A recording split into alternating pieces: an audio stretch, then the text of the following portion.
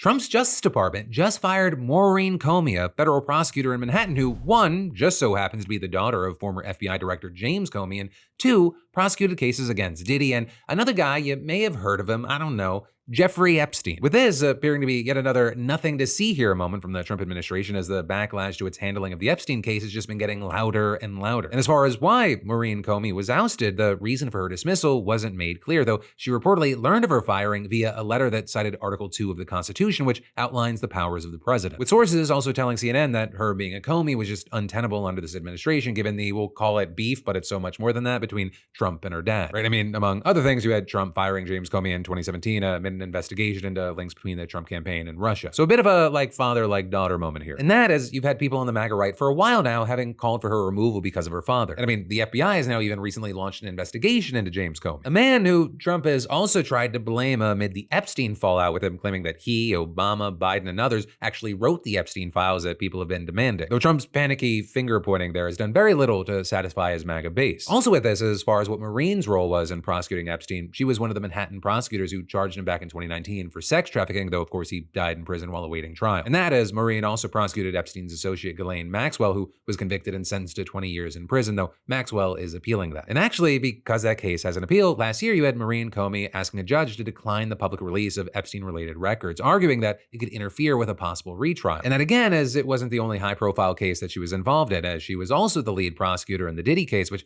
ended in him getting convicted, but only of smaller charges and acquitted on the more serious ones. You know, still, at least prior to the Trump administration, firing prosecutors in her position, it was a pretty rare move. And so with that, you actually had the New York Times noting that Maurene's firing, it raises the possibility that Ms. Comey is being set up as a scapegoat as the administration fights to move past the scandal. And all of this is on the other side, right? As far as Comey, well, she has not publicly addressed her firing. Politico did obtain a letter that she sent to her colleagues addressing the news, which said, "Yesterday was unexpectedly my last day in office. Every person lucky enough to work in this office constantly hears 4 words to describe our ethos: without fear or favor. Do the right thing, the right way, for the right reasons, without fear of retribution, and without favor to the powerful." And adding, "We have entered a new phase where without fear may be the challenge. If a career prosecutor can be fired without reason, fear may seep into the decisions of those who remain. Do not let that happen. Fear is the tool of a tyrant wielded to suppress independent thought. Instead of fear, let this moment fuel the fire that already burns at the heart of this place. A fire of righteous indignation at abuses of power, of commitment to seek justice for victims, of dedication to truth above all else." And so with all this, you have many questioning the Trump administration's decision here, thinking that it just makes him look more and more guilty. With, for example, the likes of Senator Adam Schiff saying on MSNBC, "Either she was fired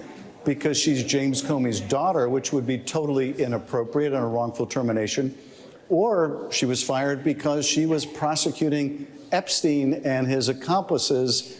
And why would they fire her over that? And why would they fire her now? None of it as a good or innocent explanation to it, which is why they're just continuing to founder over this." Right, and all of this, it comes as Mick Mulvaney, Trump's former chief of staff, just did an interview with Al Jazeera where he was asked about Trump. And regarding Trump and the Epstein files, he said, "I imagine that Donald Trump's name is in the file someplace.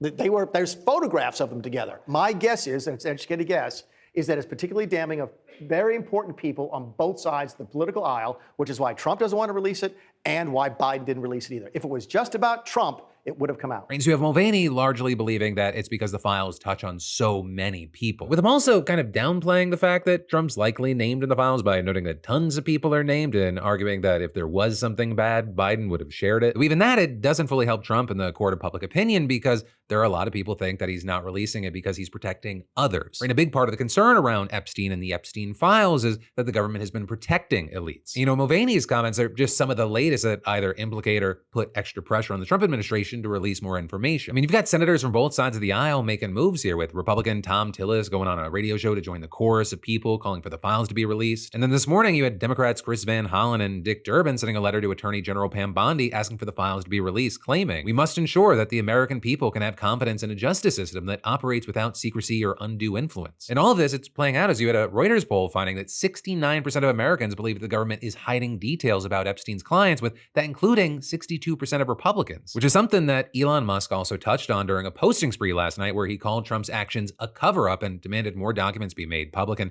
asked Grok about details of the case and wrote things like, over 1,000 confirmed young victims is a shockingly large and tragic number. In order for the government to confirm that the girls were victimized, they would have had to name or at least describe who raped them. This would necessarily mean that the government must have the list of rapists, aka the Epstein client list, in their possession right now. And all of this has been playing out as clips of Trump and his allies from before the election had them saying, yeah, let's get this list released. With one of them getting, I think, maybe the most attention being J.D. Vance on Theo Von's podcast. Release the list. Seriously, we need to release the Epstein list. That is an important thing. And actually, one of the people who reshared that clip was Theo Von himself, who posted it alongside the caption, yeah, what changed? With Theo just being the latest in the group of podcasters who had Trump and or Vance on the podcast in the lead up to the election going, what the hell's going on? And so we're just at this point where it seems that every single hour there's a new person knocking on the Epstein door hoping that it's going to finally open up. But today, all we've seen so far is Press Secretary Caroline Leavitt claiming to her knowledge Trump doesn't even know what's in the files, rather than also shutting down reports that Trump might appoint a special prosecutor. But as for how Trump and his administration navigate out of the situation from here, that remains to be seen. Because you have to imagine at this point, looking at the reactions, looking at the polling, that they realize this is a losing strategy. Promising his base something and then attacking them because he has not delivered, calling them worthless, calling them stupid, calling them past supporters because they dared question him. And all of that, it brings us back to Maurene Comey, who some are concerned they're going to try to turn into the fall guy in some way to take the heat off of Donald Trump. Though again, and we can't forget this is a controversy of Donald Trump and his allies' own making. They pushed the conspiracies around this. They said, give us the power to expose the elites that are being protected by the government. Let's get and release the Epstein files. And then they got the power, and then Donald Trump said, actually, it's the Epstein hoax. There's both nothing there, and it was made by Hillary Clinton, Biden, Obama, and Comey. And even though I was destroying them in the election, they did not release the thing that they just made up, and then they left it there for me to do with as we please. We'll have to wait to see what happens. There's already been a divide in the base of people that are supporting Trump and they're believing everything he's saying, and those who have questioned this Epstein situation. And then of those who are questioning the Epstein situation and not happy with what Trump has done so far, there appears to be, at least based off of the comments being made on social media, that there is a divide there of some who are truly questioning this and saying this is very sketchy. He's being very weird about this, and some seemingly just wanting the president to come up with a story where he is not the bad guy. And all the while, you got Alex Jones crying in his car over it. But for now, as we wait to see how this plays out, I got to pass the question off to you. What are your continued thoughts and reactions to the news and updates here?